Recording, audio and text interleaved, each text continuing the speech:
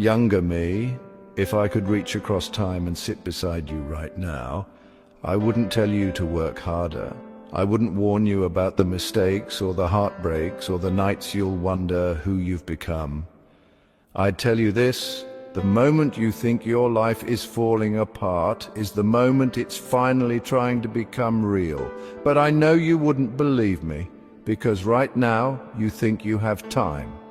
You think life is a staircase you climb one step at a time, that you'll feel whole when you get the next job, the right partner, the bigger house, that everything will make sense later, just not now. You don't know yet that now is all you'll ever have. Let me take you back. You're 39, a quiet night. No celebration, you're alone, sitting on the edge of the bathtub, toothbrush dangling in one hand, staring into the mirror. You look the same, but something has cracked. It's not pain, it's not panic, it's the hollow silence that comes when a dream dissolves, the dream of who you thought you'd be. Younger me, that was your real birth. Not the day you graduated, not the first time you fell in love, but the moment your old story stopped working and a new one hadn't yet begun. That's what they never tell you. Life doesn't start when you're young. It starts the moment you're brave enough to say, "This life I built no longer fits who I am becoming. I'm not here alone. I've brought a few others." Carl Jung, who saw that your soul carries a hidden twin, the one you've ignored for too long. Baruch Spinoza, who whispers that your freedom might be just another illusion you inherited. Jacques Derrida, who invites you to take apart the life you were told to live. George Orwell, who shows you that your thoughts may not even be your own. Robert Frost, who once stood at a crossroads with no map and chose anyway. And Henry David Thoreau, who walked away from the noise and finally heard the truth. They're not here to confuse you, they're here to remind you. Because midlife is not a crisis, it is the fire that burns away the person you thought you had to be, so the one who's been waiting underneath can finally step forward. Your real life hasn't even begun, it starts now.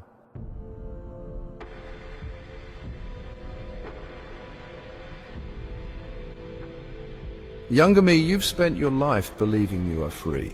Free to choose your career, free to love who you want, free to chase what excites you. You've taken pride in it, that sense that you are the master of your fate. That if something isn't working, you just need to try harder, think clearer, take control. But Spinoza would tell you something unsettling. You were never as free as you thought. You were shaped long before you had words to question it. The praise that made you repeat certain behaviors, the fears that made you avoid your own truth, the systems you learned to survive in, the family stories you inherited, the invisible hands that guided your every choice. You thought you chose to be reliable, ambitious, agreeable. But maybe that was just the safest way to be loved. Spinoza saw that human desire isn't random, it's caused. Every feeling has a root, every want has a reason. And most of us go through life reacting to those causes without ever understanding them. He called it necessity, not as a trap, but as a mirror. Because only when we see the forces that shape us can we begin to move differently, to break the chain. Let me tell you a story. There was a boy named Elijah. At 6, he made his mother laugh when he told a clever joke. She looked up from her sadness, smiled and said, "You're going to be the smart one, my little professor."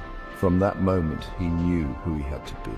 He sharpened his wit, read endlessly, became a lawyer. He was successful until 43, when he was alone in a bookstore, tracing his fingers along the spine of a novel he would never write. That night he cried, not from failure, but because he had followed a dream that wasn't his. Elijah didn't need freedom, he needed awareness. So do you. Younger me, think about your deepest ambitions, your greatest fears, your identity even. Ask yourself, who benefits from me staying the same? Whose approval are you still trying to win? What desires are just echoes from the past? The paradox is this: you become free the moment you realize you are not, because that's when you can stop reacting and start choosing, but not choosing the louder life, not the flashier success, choosing with eyes open, with history acknowledged, with your true nature finally allowed to speak. Spinoza once said, "Emotion ceases to be suffering the moment we form a clear and precise picture of it." Younger me, if you can name your programming, you can change your pattern. You don't need to become someone new. You need to remember who you were before the world told you who to be.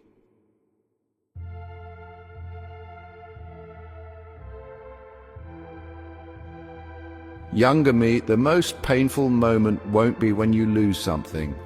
It'll be when you realize you never truly chose it in the first place.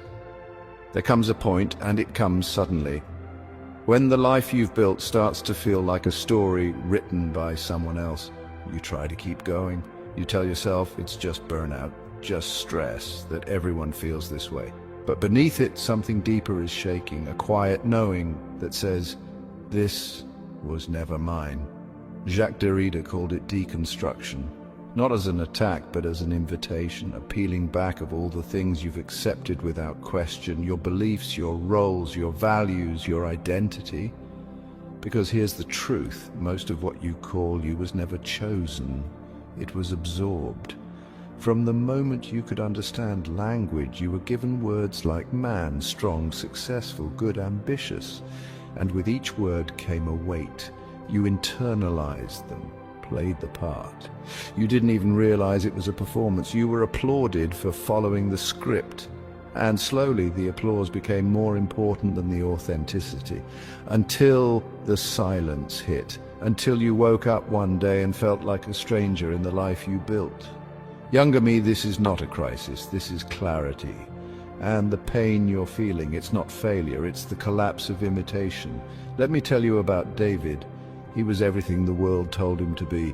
A top consultant, polished, married with 2 kids, the house, the car, the legacy plan.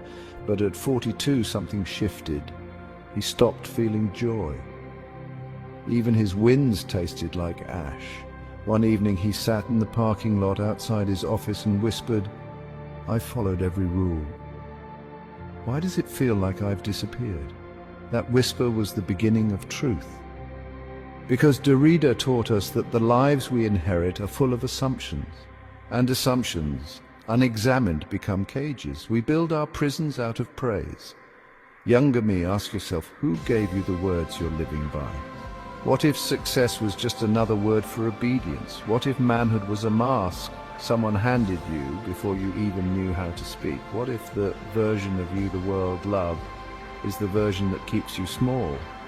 You don't need to burn your life down, you just need to hold it up to the light, tug at the threads, question the meanings, strip it back until all that's left is something honest, and that's when it begins.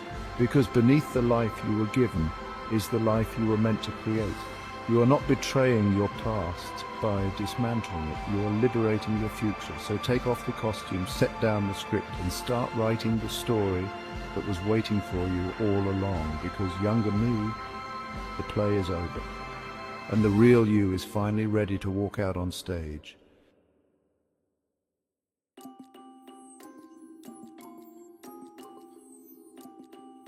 Younger me, freedom doesn't disappear all at once. It vanishes quietly, word by word, choice by choice, until all that remains is the performance of a life.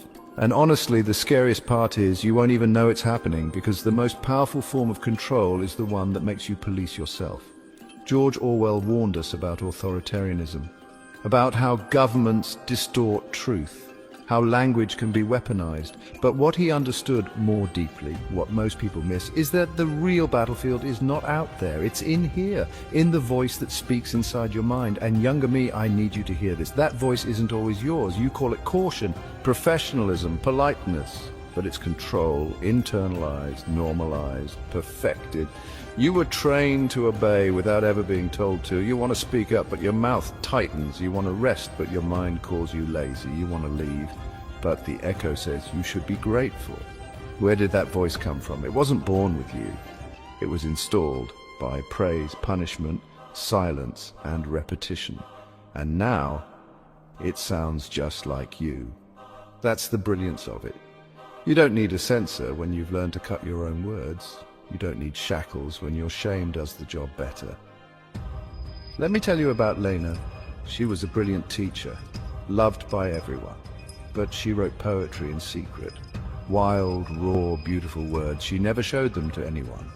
Not because they weren't good, but because they were true. And truth to her felt dangerous. One afternoon, a student accidentally found one of her poems. "You wrote this?" he asked. She nodded, smiled politely, but inside something cracked. That was the voice, the one that had told her for 20 years, "Be proper, be useful, don't risk being seen." And in that moment she realized she hadn't been silent. She'd been silenced. Orwell said, "The most effective way to destroy people is to deny and obliterate their own understanding of their history." Younger me, your history includes the things you buried, the talents you hid, the truths you diluted, the parts of yourself you thought were too much, too strange, too dangerous to show. And every time you silence those parts, you become harder to hear, even to yourself. So, how do you rebel? Not with rage, with remembering. Remember who you were before you learned to make yourself acceptable, before you smoothed out your edges, before the applause made you edit your voice, before you confused being liked with being alive. The revolution doesn't start outside you, it starts when you whisper the truth you were never supposed to say out loud. When you tell the voice in your head, "You're not mine." When you stop shrinking to fit into rooms that were never built for your full size. Younger me, the prison was never built of walls, it was built of thoughts you never challenged. But now, you're beginning to see the bars. And once you see them, once you name them, they begin to rust, and the voice that once controlled you, it starts to sound like a lie. And you, finally, begin to sound like yourself.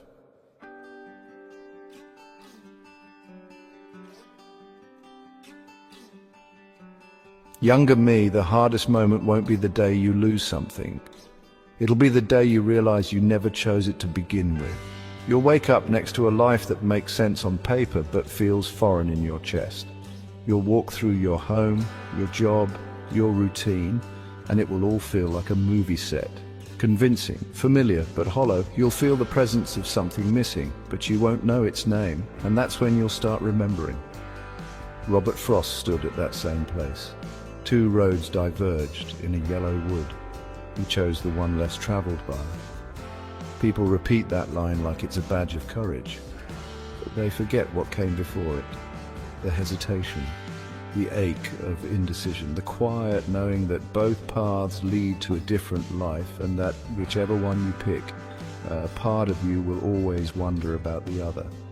Younger me, that ache isn't failure, it's the grief of unlived lives. Let me tell you about Clara. She was practical, dependable. At 22, she had a scholarship to study ballet abroad, but her father got sick, so she stayed, got a teaching job, built a quiet life, raised her kids, loved her family. But every now and then, when she was alone, she'd stand barefoot in her living room and close her eyes, and she'd move, just for a moment, just enough to feel the ghost of the dancer she might have been. That ghost never blamed her, but it never stopped dancing either.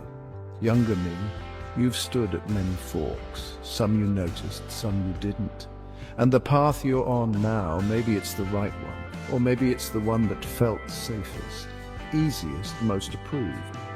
But now, at midlife, something in you is stirring. A part of you that was buried under obligation and fear. A part that says you are not too late, because here's the secret Frost never said out loud. The road not taken isn't gone. It's waiting, and it won't ask you to start over. It will ask you to begin. So ask yourself, what dream did you defer because it didn't make sense? What passion did you trade for practicality? What life did you leave waiting at the edge of the woods, hoping one day you'd come back?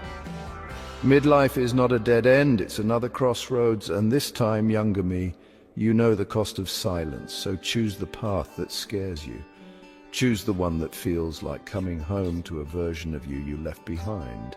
Because once you step onto that road, the one that's finally yours, every step will echo with something you haven't felt in years, yourself.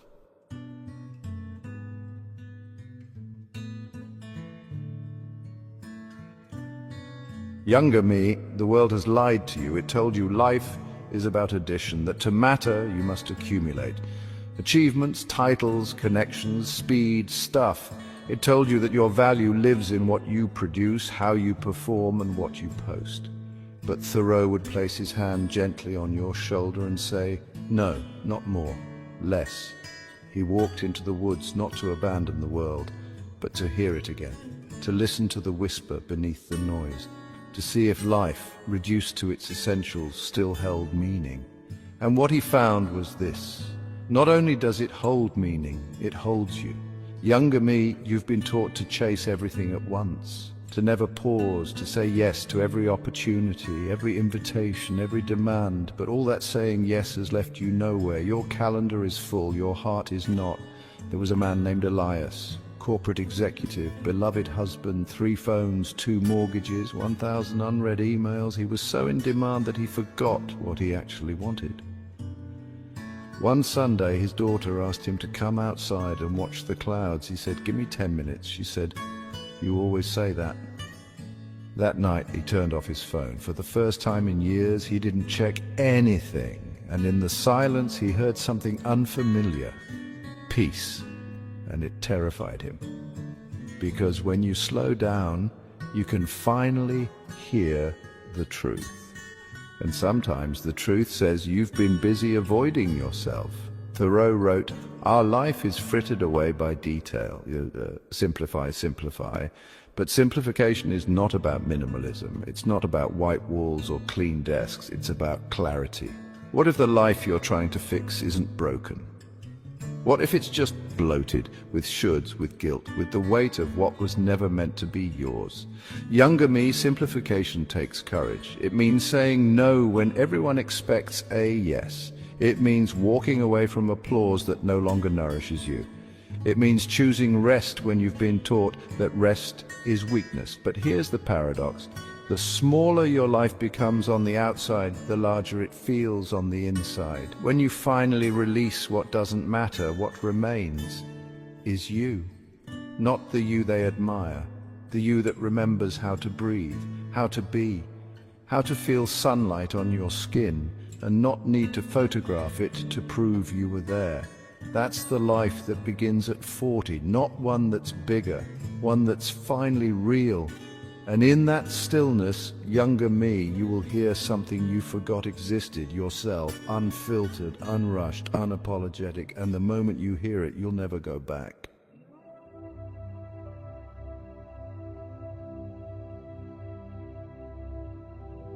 Younger me, you thought life began when you figured it all out, when everything finally clicked, when you had the answers, the house, the confidence, the control. But now you see the truth. Life doesn't begin when you arrive. It begins the moment you admit you're lost and start listening to the voice you buried beneath the noise. Carl Jung taught you that your missing pieces aren't your weakness. They are the gateway to wholeness. Spinoza revealed that freedom is not about control, it's about clarity. Derrida showed you that meaning isn't inherited, it's constructed. Orwell pulled back the curtain on the voice that was never yours. Frost brought you to the crossroads and dared you to choose yourself. Thoreau stripped everything away so you could finally see what remains. You are not late, you're just now arriving. This is not a breakdown, this is your return. You are not starting over, you are starting finally. So take off the mask, set down the performance, walk barefoot into the life that was waiting behind the one you thought you had to live. Younger me, this is not a crisis, this is your birth. And this time you get to be awake for it. This time you get to choose, this time you get to live.